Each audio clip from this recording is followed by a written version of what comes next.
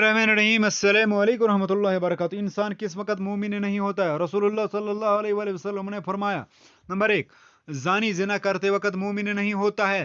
Number 2, शराबी शराब पीते वक़्त मोमिन नहीं होता है। नंबर 3, चोर चोरी करते वक़्त मोमिन नहीं होता है।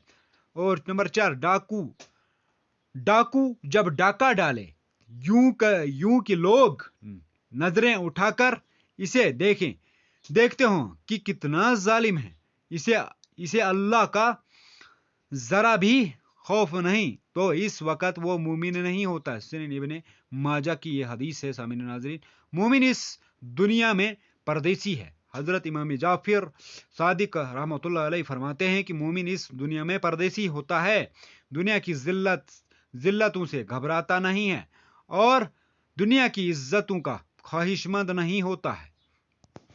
अगली सामीन गौर से पढ़ना, गौर से सुनना।